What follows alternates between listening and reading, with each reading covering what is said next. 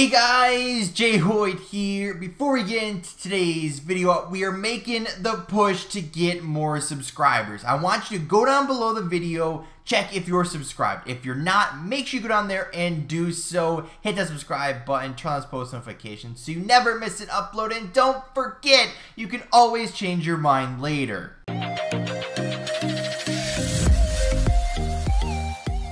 What's on, guys? JHoyt back with you today. Welcome back to episode number 31 of our franchise mode with the Detroit Red Wings. Oh boy, has it been a while since I've actually gotten on and recorded anything, and boy, it feels good to be back as we start our next season. We're in 2029 into this franchise mode with the Detroit Red Wings, of course. And after last offseason, a little bit changed, but not really too much, right? We kind of had a pretty quiet offseason, and yeah, I've been recording for that long that my controller's going dead here. So this episode, right, we have our team, we have our opening roster, which we'll get to here in a second, but I've already noticed one problem that might come into play down the road, and of course we have some internal options, and of course there's always the external options. But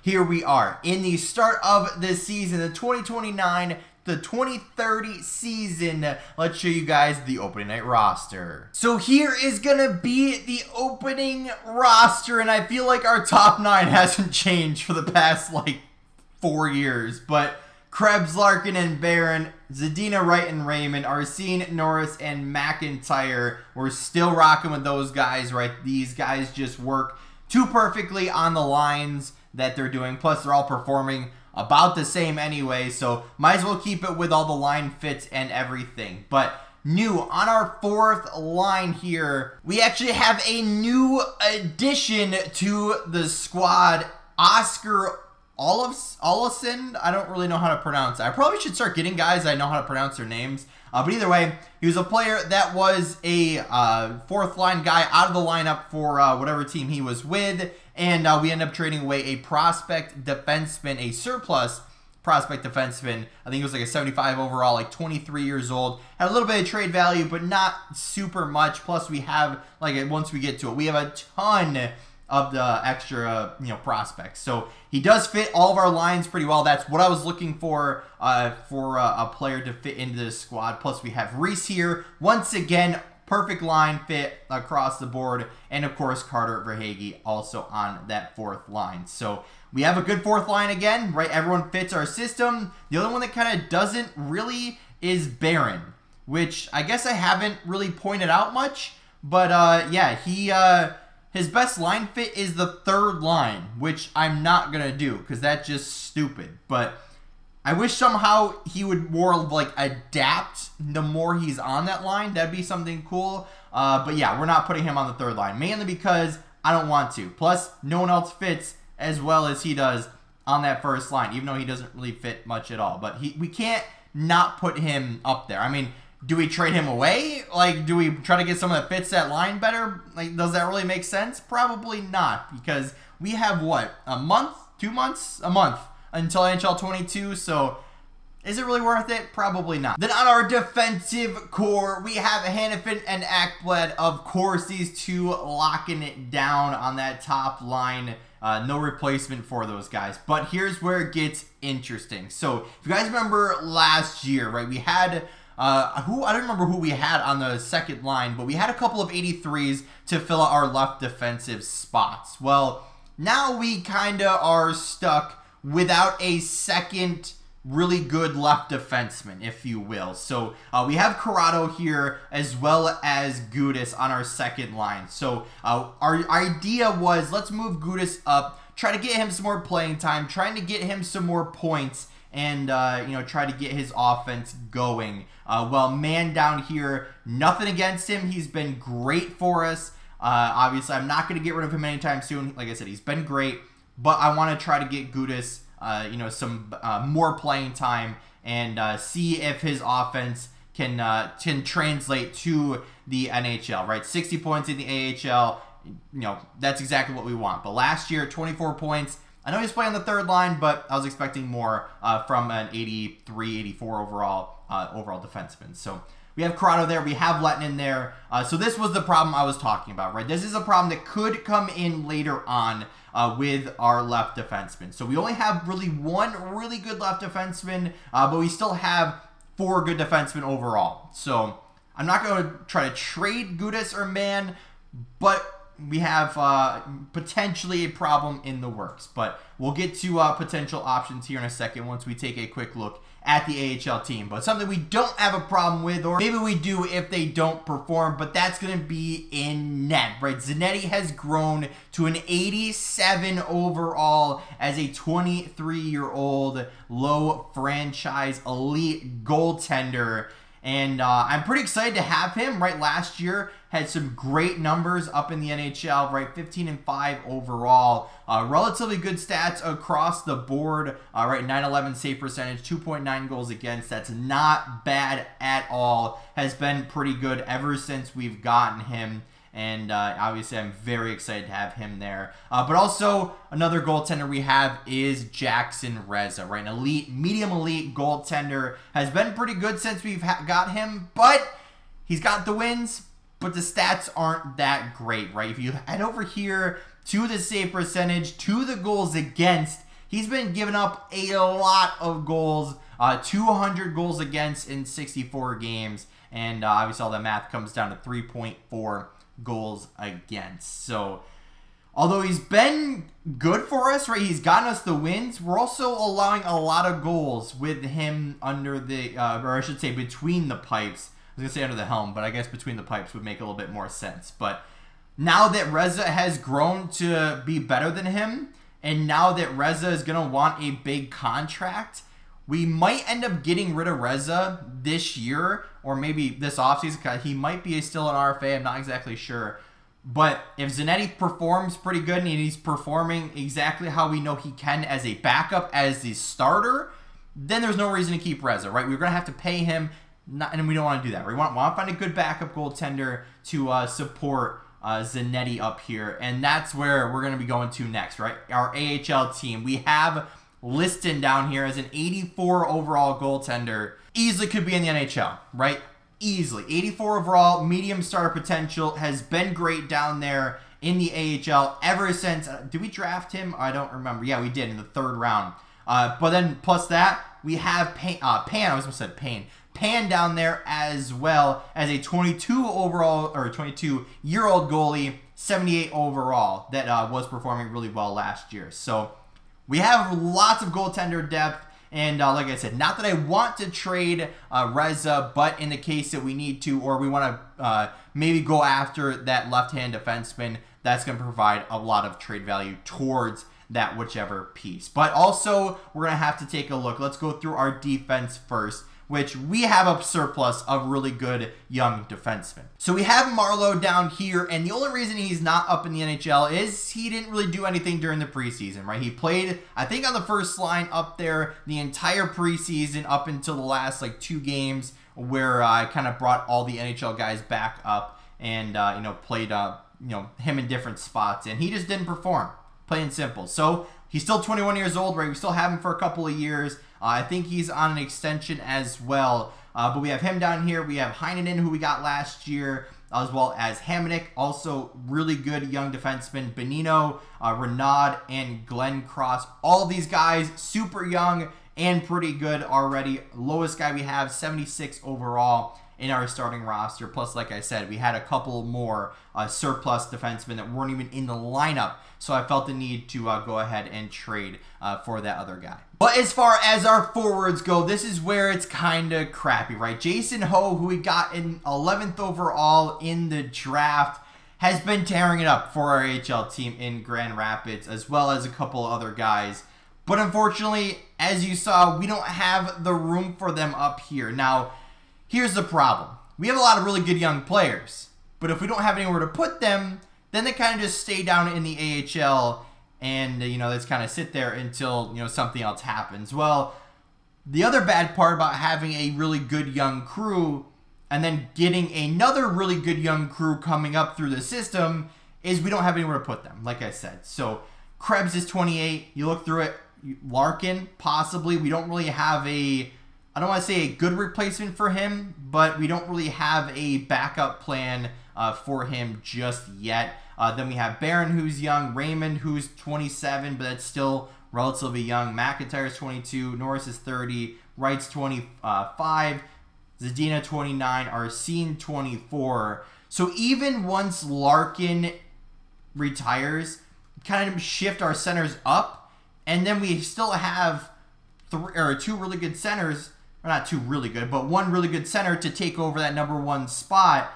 But then we're going to have to find a replacement to fill into that second line, because Norris, although he's been okay, we haven't really want to do anything with him. So I don't know. We got lots of decisions to make, and you know, depending on how Larkin plays this year, you know, he's getting close to retirement age. So I think he's what, 33. He'll probably turn 34 somewhere into the season.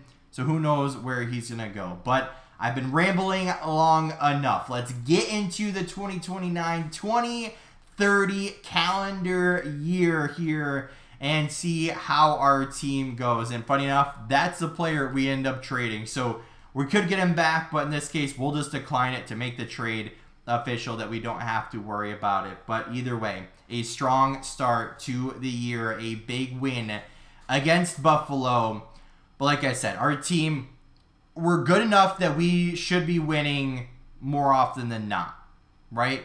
We built the team. We have a really good top 9 forwards. We have players, almost all of our players fit the lines that they're in. Our defensive core all fits as well as they possibly can. Our goaltenders are good.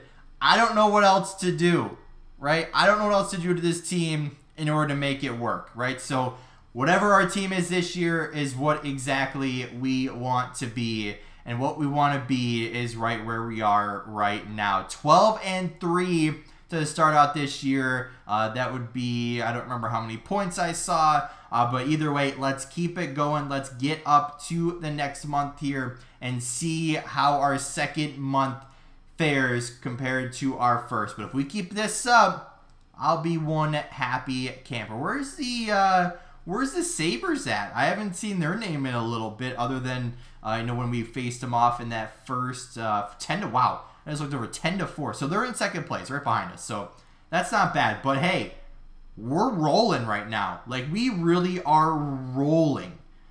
19-5 overall. I'm gonna take a quick look at the standings once we stop here. 39 points. Sabres are right behind us. But if we keep winning like this, I don't think anyone's stopping us. Right now, do I want to check the standings and check the everything, or do I want to keep rolling? I probably should check just to see what's going on.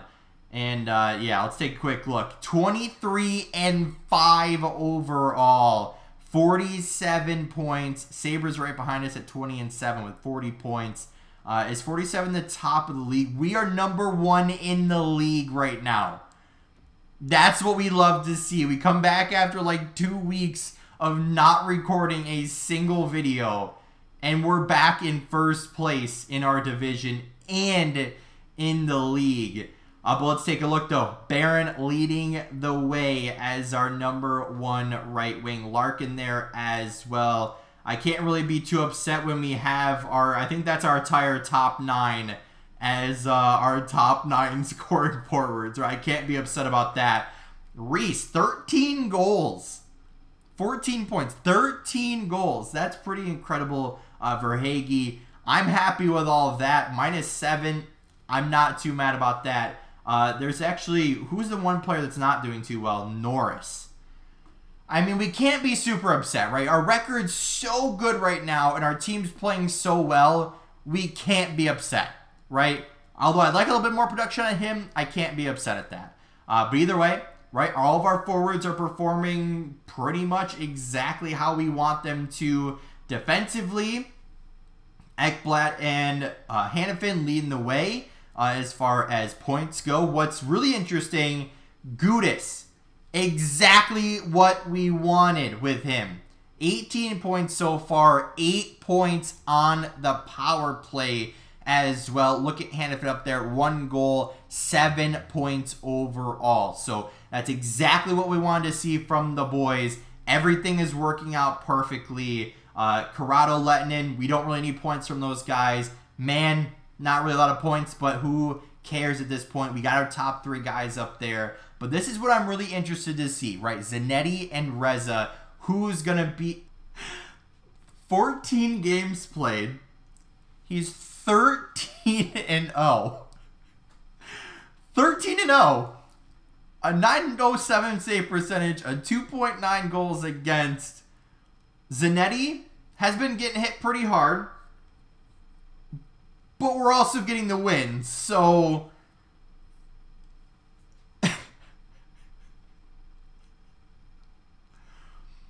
our goaltenders are performing pretty well. Although these aren't the greatest of numbers as far as save percentage and goals against. I can't be mad about that. And in case you guys are wondering how our AHL team is doing, we have about half of our team down there as more than point per game. Our goaltender's performing really well. And when we take a look at the standings, they're 18-3-2 and also at the top of the league. So I think we're in a pretty good spot as an organization. But either way, we are 29 games through this season so far. Let's get to that halfway point and see how our team fares. I don't think there's much to be upset about if you're our team and our owner and everyone to do with our organization. I don't think you could be upset with anything, right? Our team is absolutely cruising right now. Our AHL team is cruising right now. And there's not much to be upset about, right? No one's super underperforming. I mean, yes, Norris, but again, I can't be mad about that, right? I like a little bit more out of him, but hey, like I said, I can't be upset. So let's take a quick look through the standings once again, just to see how many games have been played. So we're at 37 games played overall. So we'll have to go into the next month as well. But yeah, I could not be more happy with this team right now. If we can continue up the rest of this year like this, we will be in a good spot. So I think that's 40 games. We'll continue past Montreal here, and we'll be starting next episode with the Buffalo game. But we enter at the start of January right now, 30-10 with 1 overtime loss. And everyone on our team is performing as well as they can be, right? 61 points overall. Although there's a couple teams right on our tail as far as the #1 team in the NHL, we still hold that spot right now. So let's take a half-season report here with our team and see what's happening here. So forwards, it doesn't look much different. All of our top guys are still being our top guys. And I like to say, oh, hey, this guy's underperforming. Maybe we swap lines. I like to be able to say that. But even Krebs, who's on our #1 line right now, is sitting just under point per game at 38 points. Raymond, second line player, just under point per game. So again, I can't be mad about any individual performances here. If anything, I'm super happy with guys like McIntyre and Arsene both going point per game when you have guys like Raymond and Krebs who are just a couple points under point per game. So like I said, I can't be mad about that. Our fourth line is performing. Norris has gotten a few points since then, but again, I'm not going to focus too much on his performance, right? He's just kind of holding it down on the third line. Centering Arsene and McIntyre, just kind of letting them do their thing. And once again, this is exactly what I want to see. Hannafin having an absolute year. Ekblad having a great year. Gudas having a great year. They're getting done on the power play as well. Man, Corrado, and Lettinen, not really too worried about any of their performances. Obviously, Man has been getting 20-ish plus points for us a year. But right now, we're trying to focus on Gudas, trying to get his play a little bit better and see what happens from there. But -4, not really too worried when we're kind of frying the way that we are and cruising the way that we are. But let's check in on our goaltenders. Okay, so we've humanize our goaltenders a little bit, right? Our stats aren't the greatest. We're allowing some goals. But when you look at those records, I can't be upset, right? Zanetti, as our starting goaltender, 15-9-1. Not really the greatest stats, like I said, at .891 save percentage, at 3.47 goals against. But then Reza down there as our backup, 15-1 overall, a .897 save percentage, and a 328 goals against. Like I said, can't be upset about that. Our team's absolutely cruising. But let's see where our team stats as a whole line up. Well, at least it's going to be easy as we check out our team stats of where we are, because we're at number 1. So 41 games played so far, 61 points as a record of 30-10-1. But goals for 180, we're second. I'll take that. Goals against 143. That is going to be a pretty good amount. But again, we're number 1 in the league for a reason right now. Power play goals, where do we sit? We're number 1. Interesting. I know I saw our team was kind of cruising, but I didn't think our special teams was going to be that great. Ooh, here we go, though. 76.3% on the penalty kill. That's going to be probably halfway through. So not exactly sure what we need to do with that so far, but where are we here? So interesting. So once again, our home record is worse than our away record. Why is that? That doesn't make sense to me. Like, usually I want to put it on a huge, show for the crowd, like the home crowd. But hey, 13-7-1 at home, 17-3 away. Last 10, 5-5. But like I said, there's not much to be upset about if you're our team. There's not much to be upset about with everyone's individual performances. And yeah, I can't be upset about anything that's going on right now. But that's going to be it for today's video. We're at a absolutely stellar episode after being gone for a couple of weeks. I've been wanting to record, but unfortunately I haven't been able to. But this performance from all the boys on our squad and everyone in the organization, everyone is performing. It is absolutely great to see, and I can't wait to see what's going to happen in next episode as we approach the trade deadline, and then of course our ultimate goal of getting back to the Stanley Cup playoffs and hopefully winning the Stanley Cup championship. But like I said, that's going to be it for today's video. If you did enjoy, hit that like button down below if you haven't already. Or if you're brand new here, make sure to subscribe, turn those post notifications on so you never miss an upload. And don't forget, you can always change your mind later. But as always, guys, we'll see you in the next one.